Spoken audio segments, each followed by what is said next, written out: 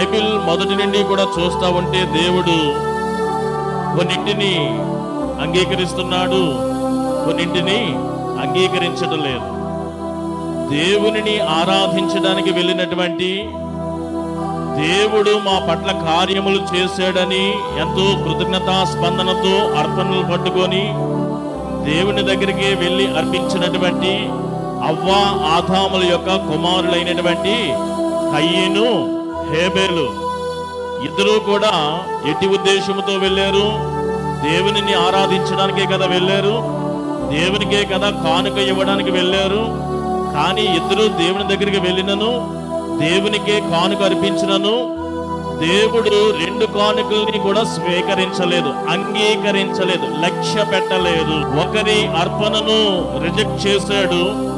ఇప్పుడు మనకి ఏదైనా సరే మరి అప్లికేషన్స్ లేకపోతే వీసాలు, పాస్పోర్ట్లు ఇలాగ మనము వెళ్ళినప్పుడు రిజెక్ట్ అవుతూ ఉంటాయి. అట్లాగా దేవుడు ప్రారంభంలోనే కయీను యొక్క అర్పణను రిజెక్ట్ చేసేసాడు.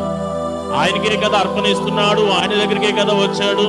అంటే ఏమో అక్కడ కొన్ని విషయాలు ఆధారముగా కయీను అర్పణను దేవుడు స్వీకరించలేదు. కానీ అదే టైంలో హేబేలు అర్పణను దేవుడు అంగీకరించాడు, స్వీకరించాడు, యాక్సెప్ట్ చేశాడు. అది అక్కడ గుణగణాలు, అక్కడ నేర్చుకోవాల్సిన పాఠాలు కొన్ని ఉన్నాయి. నూతన నిబంధనలు కూడా ఇలాంటి విషయం ఏమైనా ఉన్నదంటే, అర్పణ అనేది పక్కన పెడితే పెండ్లి కుమారుని గురించి ఎదురు చూడడానికి వచ్చినటువంటి 10 మంది కన్యకలను చూస్తే 10 మంది కన్యకులు కూడా ఏ ఉద్దేశంతో వచ్చారు? పెండ్లి కుమారుని ఎదుర్కోవడానికే కదా, ఒకే ప్రదేశానికి వచ్చారు కదా.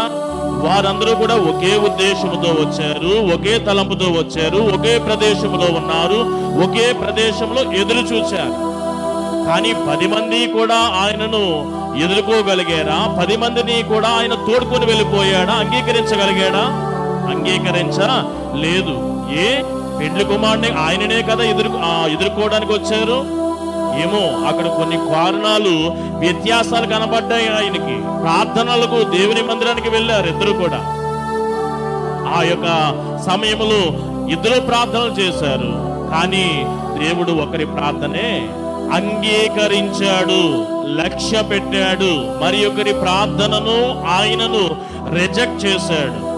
ఈ దినాన ఇలాంటి విషయముల ఆధారముగా నేను మీకు ఇచ్చే సందేశం ఏంటంటే, దేవుడు లక్ష్య పెట్టే క్రైస్తవ జీవితము, దేవుడు అంగీకరించే క్రైస్తవ జీవితం, విశ్వాస